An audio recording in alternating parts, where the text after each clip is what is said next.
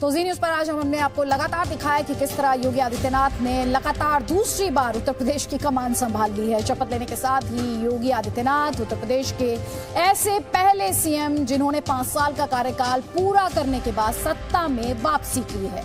योगी की इस ऐतिहासिक जीत में जो मंत्र काम आया वो आप कह सकते हैं लोगों को सुरक्षा देना और उनकी सख्त प्रशासक वाली छवि। खास तौर पर माफिया की अवैध संपत्ति पर कार्रवाई कर उन्होंने जीत की राह को आसान बनाने का काम किया।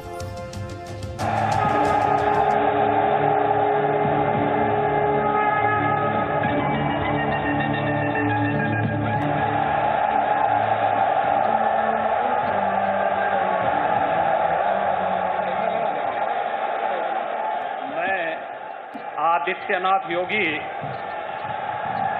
ईश्वर की शपथ लेता हूं कि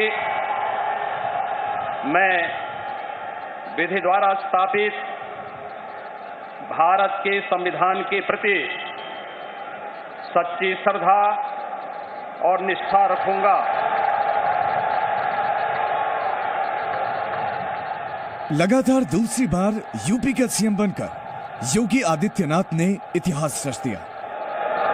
अब कोई जरूरत नहीं। योगी की मदद से बीजेपी ने वो कर दिखाया जो 37 साल में यूपी में कोई नहीं कर सका। पीएम मोदी पहले ही योगी को उपयोगी बता चुके थे, यूपी के लिए जरूरी बता चुके थे। आज पूरे यूपी की जनता कह रही है यूपी प्लस योगी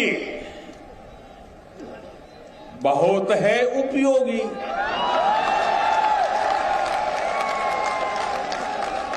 यूपी प्लस योगी बहुत है। नतीजे आए तो पीएम का भरोसा सच साबित हुआ। योगी की अगुवाई में बीजेपी ने प्रचंड जीत हासिल की।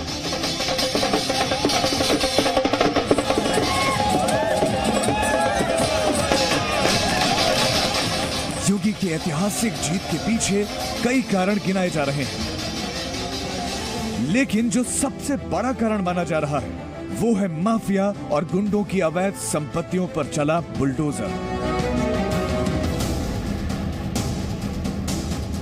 एक के बाद एक माफिया की अवैध संपत्तियों पर कार्रवाई के बाद सीएम योगी की छवि बुलडोजर बाबा की बन गई। लोगों में योगी के अंदर ऐसा नायक नजर आया जो कानून व्यवस्था से कोई समझौता नहीं करता, जिसके लिए लोगों की सुरक्षा सर्वोपरि है। 10 मार्च को जब यूपी विधानसभा चुनाव के नतीजे आए तो कार्यकर्ता बुलडोजर के साथ जश्न मनाते नजर आए। विधानसभा के सामने मौजूद कार्यकर्ताओं का उत्साह बता रहा था कि ये बुलडोजर माफिया और गुंडों की अवैध संपत्तियों के साथ विपक्षी दलों की उम्मीदों पर भी चल गया। 10 मार्च को जब यूपी विधानसभा चुनाव के नतीजे आए तो कार्यकर्ता बुलडोजर के साथ जश्न मनाते नजर आए। विधानसभा के सामने मौजूद कार्यकर्ताओं का उत्साह बता रहा था कि ये बुलडोजर माफिया और गुंडों की अवैध संपत्तियों के साथ विपक्षी दलों की उम्मीदों पर भी चल गया। दरअसल चुनाव प्रचार के दौरान सीएम योगी ने अवैध संपत्तियों पर बुलडोजर चलाने को उपलब्धि के तौर पर बताया। लोगों को भरोसा दिलाया कि किसी को भी कानून से खिलवाड़ करने की इजाजत नहीं दी जाएगी, लोगों की सुरक्षा सुनिश्चित की जाएगी। योगी के अलावा लगभग सभी बीजेपी नेताओं ने सुरक्षा का मुद्दा उठाया, जिसने लोगों को प्रभावित किया। खुद पीएम मोदी ने भी 2017 से पहले के असुरक्षा के माहौल को याद दिलाया और पहले की समाजवादी सरकार को कटघरे में खड़ा कर दिया। इन गौर परिवारवादियों की सरकार में संगीन अपराधों के आरोपी और माफिया मंत्रिमंडल का हिस्सा थे। बीजेपी ने फर्क साफ है का नारा दिया, अखिलेश के कार्यकाल में अराजकता का मुद्दा उठाया और योगी आदित्यनाथ के राज में सुधरती कानून व्यवस्था का जिक्र किया। लोगों को याद दिलाया कि समाजवादी सरकार आई तो फिर 2017 से पहले वाला दौर लौटाएगा जब माफिया और आपराधिक तत्व सत्ता की आड़ में लोगों को परेशान किया करते थे। आज पूरे यूपी की जनता कह रही है, यूपी प्लस योगी बहुत है उपयोगी।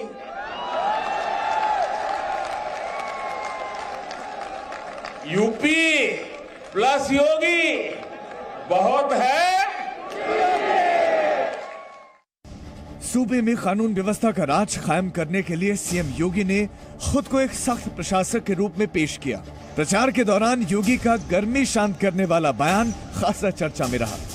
गर्मी जो अभी किराना में और मुजफ्फरनगर में कुछ जगह दिखाई दे रही है ना, ये सब शांत हो जाएगी इसके बाद, क्योंकि गर्मी कैसे शांत होगी ये तो मैं मई और जून में भी इसको बहुत शिमला बना देता हूं।